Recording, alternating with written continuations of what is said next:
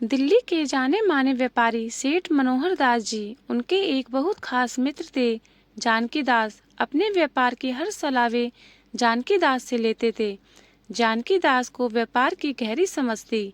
पिछले 40 सालों में मनोहर दास जी ने अपना व्यापार कहीं गुना बढ़ा लिया था।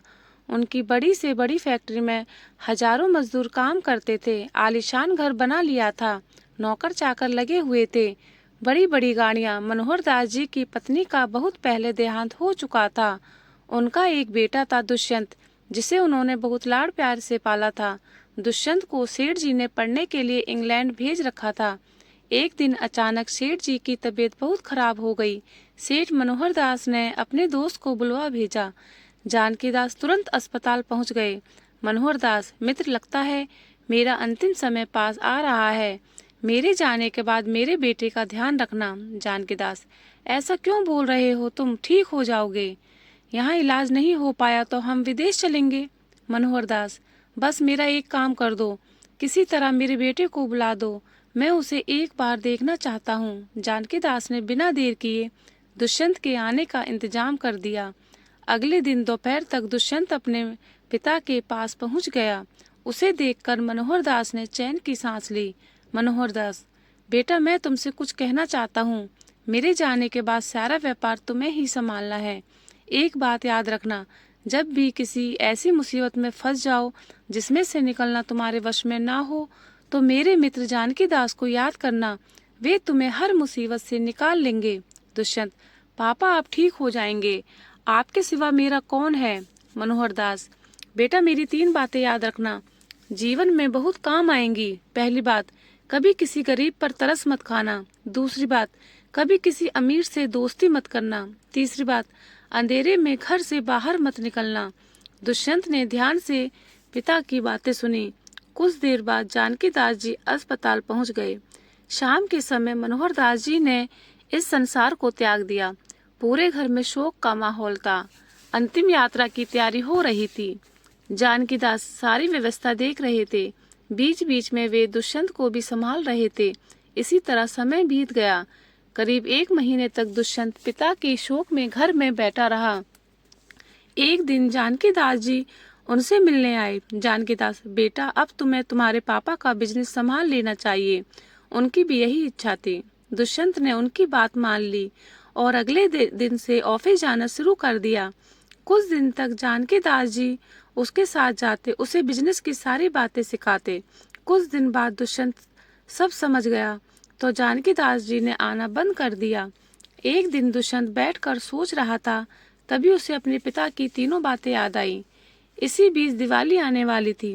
मजदूरों को बोनस दिया जाना था। मैनेजर फाइल लेकर दुष्यंत के पास पहुंचा। मैनेजर, सर, ये मजदूरों के बोनस की फाइल है, उन्हें हम 1 महीने का बोनस देते हैं। दुष्यंत को याद आया, पापा ने कहा था गरीबों पर तरस मत खाना। दुष्यंत, नहीं, किसी को बोनस नहीं मिलेगा, ये काम करते हैं, हम इन्हें सैलरी देते हैं। बोनस ना मिलने से मजदूर भड़क गए। अब वे काम नहीं करते थे। सब इधर उधर समय बर्बाद कर अपने घर चले जाते थे। इससे काम में घाटा होने लगा। इसी बीच बहुत से व्यापारी जो दुष्यंत की कंपनी से माल लेते थे, वे दुष्यंत से मिलने आते थे। लेकिन दुष्यंत को पापा की दूसरी बात याद थी कि अमीर से दोस्ती मत करना, इसलिए वे उनसे ठीक से बात नहीं करता, उन्हें उल्टा सीधा बोलकर भगा देता, जिससे कंपनी को ऑर्डर मिलने कम हो गए।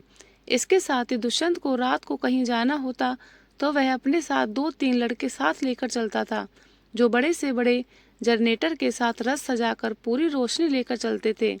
इससे शहर में जाम लग जाता था। घंटों जाम में फंसे रहने से दुष्यंत परेशान हो गया। उसका व्यापार धीरे धीरे घाटे में बदलने लगा। दुष्यंत को कुछ समझ नहीं आ रहा था। एक दिन उसने जानकी दास को बुलवाया। दुष्यंत, चाचा जी, मैंने पिताजी की तीनों बातों को व्यापार से उतारा, लेकिन मुझे घाटा ही हो रहा है। जानकी दास जी के पूछने पर दुष्यंत ने सारी बात बता दी। जानकी दास, बेटा, तुमने अपने पिता की बातों का गलत मतलब निकाल लिया। चलो मेरे साथ। मैं उसे एक रास्ते पर ले गया। वहाँ कुछ गरीब बैठे थे। पास ही में एक आदमी समोसे कचौड़ी बेच रहा था। जानकी दास, बेटा, तुम्हारे पापा ने कहा गरीबों पर कभी तरस मत खाओ। इसका मतलब यह नहीं कि अगर आप आज तुम जाकर इन गरीबों में से समोसे खरीद कर बांट दो तो इन्हें बिना मेहनत खाने की आदत पड़ जाएगी। कल जब तुम्हारी गाड़ी यहाँ से गुजरेगी तो ये इंतजार करेंगे कि अब समोसे मिलेंगे। इससे अच्छा है कि हमें इन्हें काम सिखाना चाहिए जिससे ये मेहनत करके खा सके, ना कि इन पर तरस खाकर। इन्हें भीख नहीं देनी चाहिए। दुष्यंत: ओहो, पापा ने इतनी गहरी बात कही थी, मैं समझ ना सका। अगले दिन दुष्यंत जानकी दास के साथ फैक्ट्री गया। वहां जाकर उसने सभी मजदूरों को माफी मांगी और उन्हें 2 महीने का बोनस दिया, जिससे सभी मजदूर खुश होकर मेहनत से काम करने लगे। उसके बाद वे ऑफिस में आकर बैठे। जानकी दास: बेटा, तुम्हारे पिता ने कहा कभी किसी अमीर से दोस्ती मत करना। इसका मतलब था कि व्यापार सबसे करो लेकिन दोस्ती मत करो, क्योंकि अगर इनसे दोस्ती करोगे तो ये तुम्हारे सारे राज निकलवा लेंगे। कहाँ से कच्चा माल लाते हो, कितने का बनता है, कैसे बेचते हो, और साथ ही ये तुम्हें बुरी आदतें जैसे शराब आदि की लत लगा देंगे, इसलिए इनसे बचने को कहा। दुष्यंत: लेकिन मैंने तो सबको भगा दिया। जानकी दास: तुम चिंता मत करो, सब मुझे अच्छे से जानते। मैं कह दूंगा पिता के जाने के कारण बच्चा दुखी था। कुछ दिन हम थोड़ा सस्ता करके माल बेचेंगे, सब आ जाएंगे। दुष्यंत: चाचा जी, आपने मुझे बचा लिया। अब तीसरी बात भी बता दो।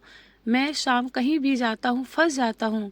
जानकी दास: तुम्हारे पिता ने कहा था अंधेरे में घर से मत निकलना। इसका मतलब था शाम को जब ऑफिस से घर आओ तो अपने घर वालों के साथ समय बिताओ, घर का खाना खाओ, जिससे तुम्हारी सेहत सही रहे। तीसरी बात, तुम्हारे पास बहुत पैसे हैं, रात को गुंडे बदमाश तुम पर हमला कर सकते हैं। दुष्यंत को अब अपने पिता की बातों की गहराई समझ में आ गई। वह उनके बताए हुए रास्ते पर चलने लगा। कुछ ही समय में उसका व्यापार पहले से भी अच्छा चलने लगा। इधर जानकी दास ने एक अच्छी सी लड़की देखकर दुष्यंत का विवाह करा दिया।